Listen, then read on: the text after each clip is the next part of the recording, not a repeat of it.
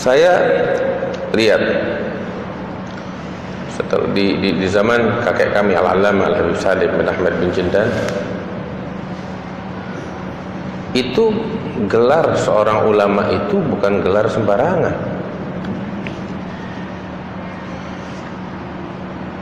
Bukan untuk tujuan membangga-banggakan ya, tapi semacam Al-Jad Al-Habib Salim bin Ahmad bin Jindan.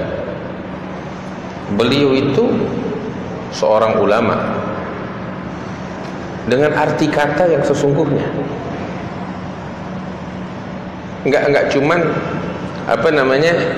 gelar yang dikasih oleh orang, kagak. Bayangin aja, apal ribuan hadis Nabi Muhammad sallallahu alaihi wasallam. Apal ribuan hadis Rasulullah sallallahu alaihi wasallam, sampai itu kalau membawakan hadis, beliau membawakan enggak cuman hadisnya doang. Ya. Kalau penuntut ilmu zaman sekarang kan bawain hadisnya sama periwayatnya, rawahul Bukhari wa Muslim. Beliau enggak. Bawakan hadisnya, dijelaskan secara luas tentang siapa periwayatnya, enggak cuma Bukhari wa Muslim. Ya. Bahkan sanad beliau, silsilahnya tuh, ini dia dapetin hadis dari mana? Kita dapetin dari kitab. Dia enggak, dari gurunya. Gurunya dapat dari mana? Gurunya lagi dari gurunya lagi. Terus tuh nyambung. Terkadang tuh satu hadis dia mesti nyebutin lebih dari 20 nama. Itu semua di hafalannya. Satu hadis lebih dari 20 nama sampai kepada Nabi Muhammad sallallahu alaihi wasallam. Saya dapat ini hadis dari guru saya yang bernama Syekh Umar Hamdan misalnya. Syekh Umar Hamdan dapetin ini hadis dari gurunya Al-Imam Al-Sayyid Ali bin Tahir Al-Witri. Al-Sayyid Ali bin Tahir Al-Witri, sang guru ini udah generasi ketiga, mendapatkan ini hadis dari gurunya Al-Imam Abdul Ghani bin Sa'id Al-Mujaddidi. Al-Mujaddidi dapetin ini hadis dari gurunya Al-Imam Muhammad Abid As-Sindi. As-Sindi dapetin dari gurunya lagi, yaitu Muhammad Sa'id Sifir. Ya, Muhammad Sa'id Sifir mendapatkan ini hadis dari gurunya Al-Imam Muhammad Abi Tahir Al-Kurdi Al-Qurani. Al-Kurdi mendapatkan ini hadis dari gurunya, yaitu ayahnya sendiri Al-Imam Burhanuddin Ibrahim bin Hasan Al-Qurani. Al-Qurani mendapatkan ini hadis dari gurunya Al-Imam Al-Ala Al-Babili. Al-Babili dapetin ini hadis dari gurunya Al-Imam Najmuddin Al-Ghaithi. Al-Ghaithi dapetin ini hadis dari gurunya Al-Imam Muhammad Al-Ramli. Wal-Ramli mendapatkan ini hadis dari gurunya Al-Imam Zakaria Al-Ansari. Zakaria Al-Ansari dapetin ini hadis dari gurunya, yaitu Al-Imam Ibn Hajar Al-Asqalani. Al-Asqalani mendapatkan ini hadis dari gurunya. Terus itu udah berapa nama? Pada hafal gak tuh? Ya, ini baru satu jalur. Ya, ini aneh belum bawa semua, baru setengah. Aneh cuma hafal sampai setengah doang, belum hafal sampai semuanya. Baru satu jalur. Dia bawain sampai ke Nabi sallallahu alaihi wasallam. Terkadang satu hadis itu punya puluhan jalur hadis yang semuanya dihafal sama dia di luar kepala. Bagaimana dia hafal ribuan hadis dengan berbagai macam jalur periwayatannya. Dan dia nggak rela, paling marah tuh kalau ada orang bawain hadis yang buntung, kagak bawa periwayatnya siapa, ya dia marah. Dia marah kalau ada orang bawain hadis nggak bawain tuh sanadnya tuh, silsilahnya yang tadi disebutin satu persatu tuh. Sampai dia bilang nih pakai bahasanya dia tuh, orang yang bawain hadis kagak pakai sanad koplo, kata dia. nggak ngerti itu koplo bahasa apa itu, bahasa Jawa kayaknya itu ya. Kiai Syukur Yaqub bilang begitu, dia dengar sendiri dari Habib Salim Jindan. Oh, ini bodoh. Sebab apa? Dia nggak menghargai jerih payahnya para muhaditsin sebelumnya. Ini kan mengambil hadis ini terkadang perlu perjalanan ribuan kilo demi untuk berjumpa dengan satu guru, mendengar itu satu hadis. Sampai segitu. Dan dia hafal. Bayangin sama orang yang katanya ulama zaman sekarang. Kadang bawain hadis berantakan. Ya maaf belepotan.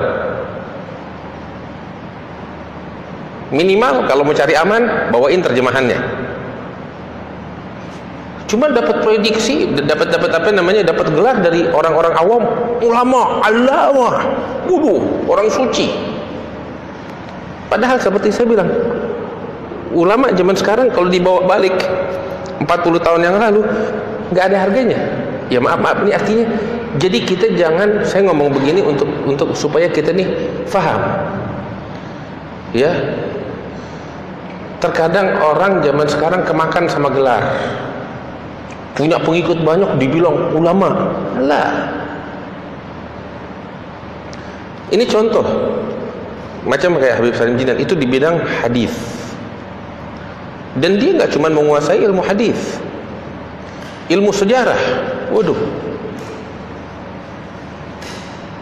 Ilmu sejarah. Dia ada ngarang kitab judulnya Mu'jamul Awadim. Judulnya Mu'jamul Awadim. Saya lihat daftar isinya. Daftar isinya dia jelasin tuh, halaman pertama bicara tentang Nabi Adam. Halaman sekian berikutnya pembahasan tentang putranya Nabi Adam, Syith ibn Adam dan saudara-saudaranya. Halaman berikutnya bicara tentang bab berikutnya tentang anaknya Syith ibn Adam. Terus tuh generasi sampai generasi sampai ke zamannya Nabi Muhammad sallallahu alaihi wasallam. Itu saya lihat daftar isinya 1200 halaman. Tulisannya kecil-kecil lagi. Tebal segini. 1200 halaman. Itu baru daftar isinya tuh 1200 halaman. Terus selesai daftar isi 1200 halaman, dia tulis bawahnya, ini adalah jilid 1 dari 16 jilid. Ini sejarah nih dari Nabi Adam sampai zamannya dia tuh dia tulis. Dan sebagian besar dia tulis itu dari hafalannya. Jadi memang alim. Orang zaman sekarang kan googling. Ya, Google. Yang alim Google. Yang alim komputer. Dia enggak. Nah ini dari hafalannya. Muridnya beliau Al-Allamah Syekh As-Sayyid Diya Syihab mengatakan, Hadza Ibn Jindan banyak menulis karya tulis dengan tangannya sendiri, tulisan tangannya, dan sebagian besar dia tulis dari hafalannya. Hadza ulama. Ini alim dengan arti kata yang sesungguhnya. Terus ketika saya pelajarin tentang sejarah beliau, biografi beliau, orang yang semacam beliau ini di zaman beliau itu banyak. Artinya para ulama di zaman itu kelasnya seperti ini. Kelasnya seperti ini. Dan gak satu, gak dua. Banyak. Di antaranya Al-Habib Ali bin Abdurrahman Al-Habsyi.